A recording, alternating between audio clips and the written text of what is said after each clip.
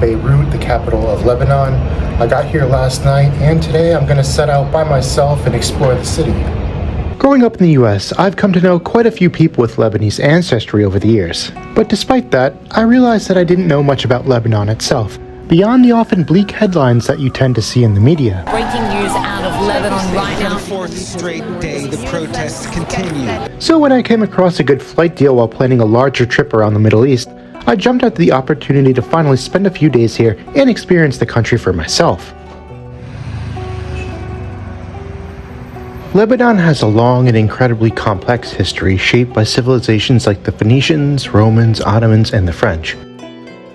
After gaining independence from France in 1943, Beirut developed into one of the Middle East's major financial and cultural centers and was often referred to as the Paris of the Middle East.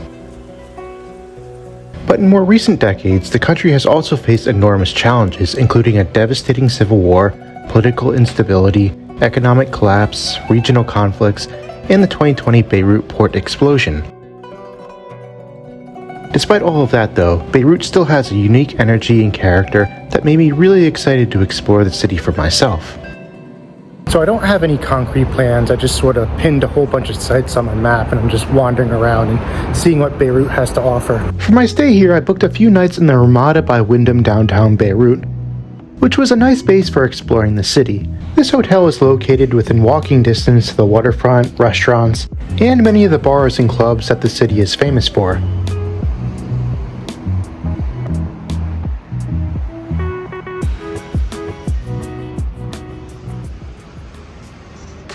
Lebanon was ruled under the French Mandate from the end of World War I until the country gained independence in 1943, and one of the best places to still see that legacy today is Nejmeh Square. Developed by the French in the 1920s, this square serves as a political and historical center and features some great Art Deco architecture. In the center of the square is the iconic Al-Abed clock tower, a landmark that has become one of downtown Beirut's most recognizable symbols and further adds to the area's old world character. The architecture in this area is beautiful, but wandering around you see that there's a lot of damage, and I had heard that that damage isn't looting or anything like that. It was actually caused when there was that huge explosion a couple years ago. Despite the square's charm and its proximity to several important buildings, it was noticeably quiet during my visit. Many of the storefronts around the square were in a state of disrepair, which was definitely a reminder of the many challenges Lebanon has faced recently. There's a very heavy military presence here, because I think that's because we're pretty close to the House of Parliament right now. Nejmeh Square is in fact home to the Lebanese parliament, along with several notable cathedrals and religious landmarks reflecting the country's diverse religious makeup. But the history of this area stretches back far beyond modern Lebanon. And right behind me here are actually some Roman ruins, pretty cool.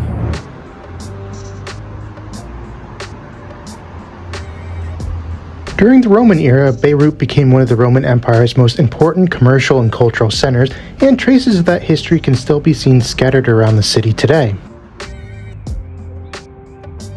Seeing the state of that area back there is pretty depressing because it does have so much potential, but based on some photos that I saw from a couple years ago, it does look like they're slowly starting to rebuild.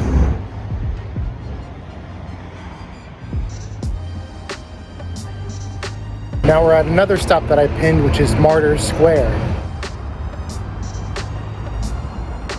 Lebanon was part of the Ottoman Empire for centuries, and in 1916 a group of nationalists spoke out against Turkish rule and were subsequently executed. This monument in Martyrs Square was erected in 1960 to pay tribute to them and has since become one of Beirut's most important national symbols. This monument is absolutely riddled with battle damage like shrapnel and bullet holes, and from what I read, that's all battle damage from the Lebanese Civil War. During the war, Martyrs Square sat on the demarcation line that divided the city in two. When the statue was restored in 1996, much of the battle damage was intentionally preserved as a reminder of the conflict and the scars it left on Beirut. Right next to Martyrs Square is the Mohammad Al-Amin Mosque, which is another famous site here in Beirut. Finished in 2008, this is one of the most striking landmarks in downtown Beirut, and is known for its massive blue dome and towering minarets. It can also accommodate up to 6,400 worshippers. Next to the mosque, you can see there's a church right there. And from what I read, when they were building that church, that cross was going to be a little bit taller than the minarets of the mosque. But then they changed the design of the church and lowered it so it's at the same level. So the church itself was built in the 1800s, but they added a new bell tower in 2016, which was going to be a bit taller than the mosque's minarets. The height of the bell tower was then lowered so as not to cause offense. Lebanon is one of the most religiously diverse countries in the Middle East, with large Muslim and Christian communities. In Beirut, it's common to see mosques and churches standing side by side, reflecting the country's long tradition of religious coexistence and cultural diversity.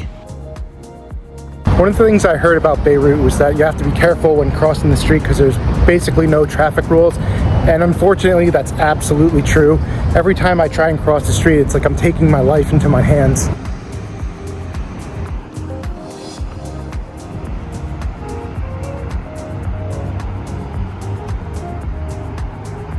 So I'm not going to risk my life and try and cross the street to try and check out that building, but it looks pretty cool.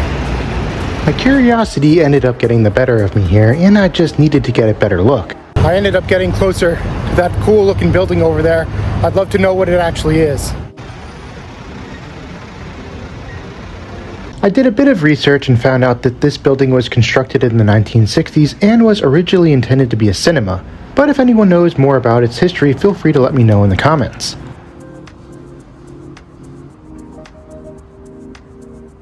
So I've walked to an area called, I think it's pronounced the Saifi Village, which is an upscale residential area here in Beirut.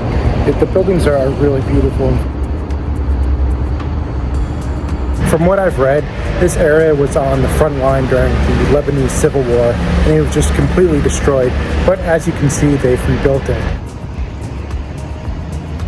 This was one of the more charming areas I explored in the city. There were plenty of restaurants, cafes, and the streets were pedestrian friendly. Today, Saifi Village has a much quieter and more upscale atmosphere compared to other areas of Beirut, and almost feels more European than Middle Eastern in some places.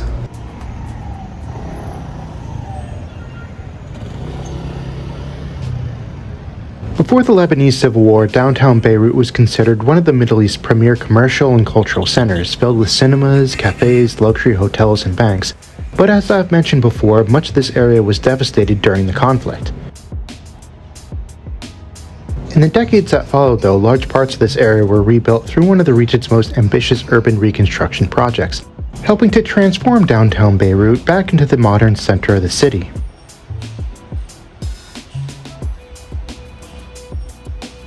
My next stop was the Beirut Souks.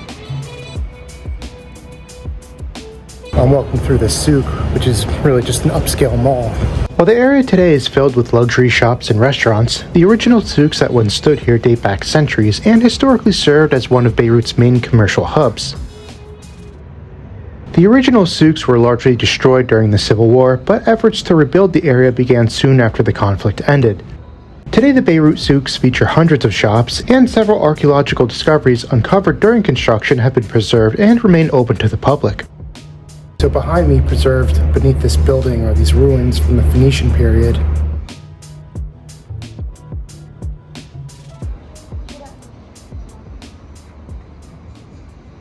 Lebanon has been in the midst of an economic crisis for the past few years, but you wouldn't think it from walking through these areas. But this is only one small part of the city. Beginning in 2019, Lebanon experienced a severe financial collapse that caused the Lebanese pound to lose much of its value. The situation was made even worse by political instability, corruption, the effects of the pandemic, and the devastating explosion that happened at the port of Beirut. Behind me here is a memorial to the 2020 explosion here at the port of Beirut. The site of the explosion is somewhere back over there, and I think this is as close as I can get right now. So I'm walking up this hill, and I'm hoping that if I continue on closer towards the port, I can get a good viewpoint of where the explosion happened. So out in the distance, you can see some snow-capped mountains. Right now I'm here at the beginning of February, and what a lot of people were saying online was that they recommended going skiing. You wouldn't think that you could go skiing in the Middle East, but you can in Lebanon. So in August of 2020, a huge amount of ammonium nitrate was being stored improperly behind me, and unfortunately there was a gigantic explosion which killed around 200 people and injured over 7,000 and caused billions of dollars worth of damage. This was one of the largest non-nuclear explosions in modern history. Entire neighborhoods were heavily damaged and hundreds of thousands of people were displaced.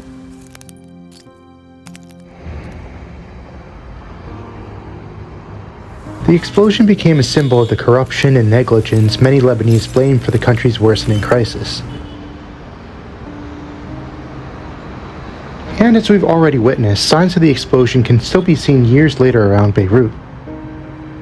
So right now I'm walking towards this really cool looking museum that's all about the Lebanese Civil War. Unfortunately it's not open, but the outside does look really interesting.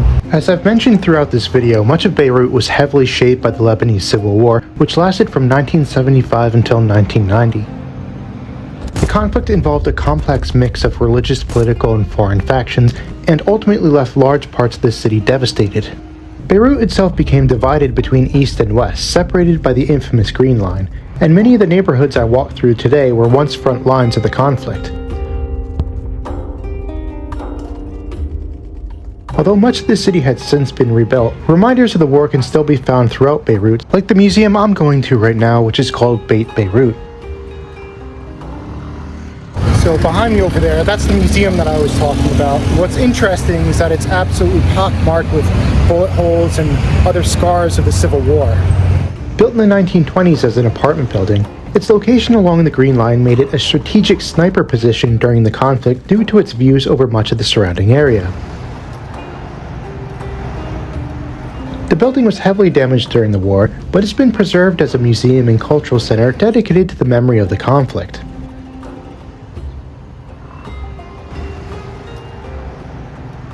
So I'm walking back from the museum now, and I'm trying to make it to these rock formations that are about an hour away.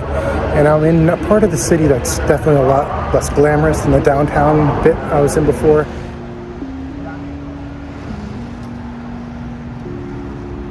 Up until this point, I spent most of my time exploring downtown Beirut, which can honestly give you a false impression of what the city is really like. A lot of downtown has been rebuilt and feels relatively modern and polished in places.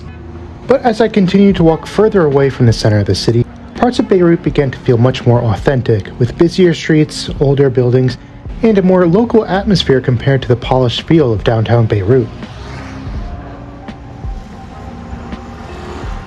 Walking around, you definitely get the sense that most of the traffic lights just aren't working.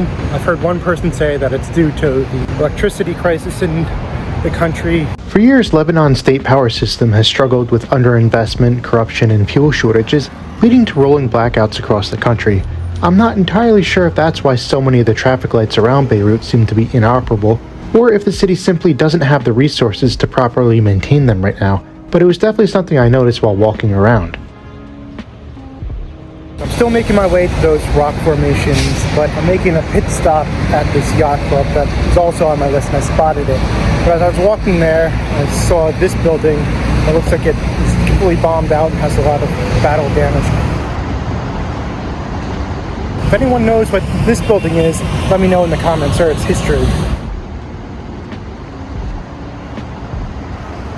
About a block away is Zaitunay Bay, which is one of the city's more upscale coastal areas. Seeing the marina filled with yachts and waterfront restaurants was an interesting contrast to some of the economic struggles I've talked about, and highlighted the very different sides of Beirut that exist alongside one another. This is definitely a beautiful waterfront area, and despite the country's kind of dire economic straits, it just goes to show you that there are a lot of people here who do have a lot of money.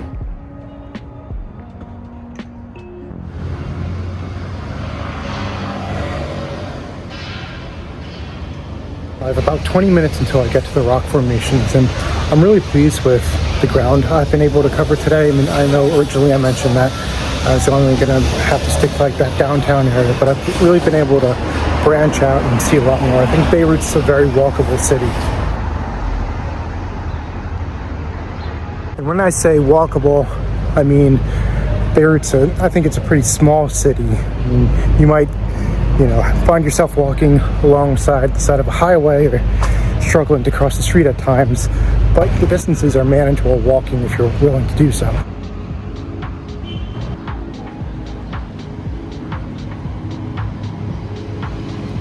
And we've made it to the famous Raouché Rocks, or also known as the Pigeon Rocks.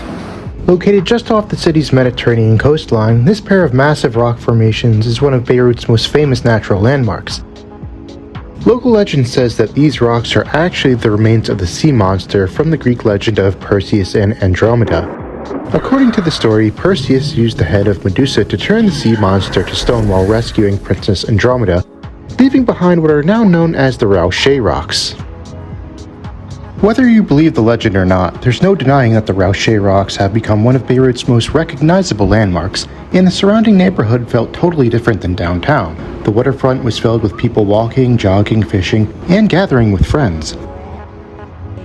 The area also had a nice mix of restaurants and large hotels overlooking the sea, giving it a lively but relaxed atmosphere. This area also seems to have a lot of nice cafes, but I need to start the trek back to the hotel.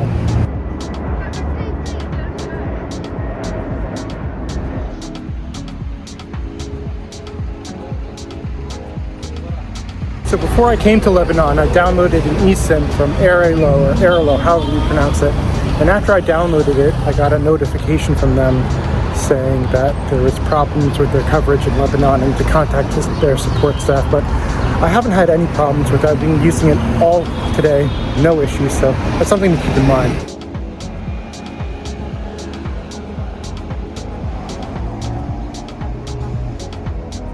So before heading back to the hotel, I just decided to stop by a cafe and get a coffee. Beirut has a thriving cafe culture with cafes embedded throughout the city. And as someone who only got a few hours of sleep the night before, I was definitely happy to get caffeinated before heading back. That's good. Overall, I really enjoyed my time in Beirut, and I'm glad that I decided to come here. Actually, spending time walking around the city gave me a much more nuanced perspective on Lebanon beyond the image that's often portrayed in the media. So another issue I'm sure I'll get asked about is safety. If you go on any sort of government website, they'll say, do not travel to Lebanon, it's not safe at all. So my travel in the country is only limited to Beirut, and I felt totally safe, no issues at all, but definitely do your own research. It's also worth mentioning that this footage was filmed shortly before the war began in 2026, which really underscores how quickly and unpredictably the security situation in this region can be. So again, always make sure to do your own research before traveling. What worried me the most about coming to Lebanon was the economic crisis. You hear so many different things in the media, like there's hyperinflation, they won't take cards, but I haven't had any problems at all. I mean, the coffee I just got, they took card, so that wasn't an issue at all. And I was also worried about the potential of blackouts because I heard a lot about energy crisis, but everything's been fine. Alright, so I'm back at my hotel now. Had a great day wandering around Beirut. Thanks for watching, and I'll see you again soon.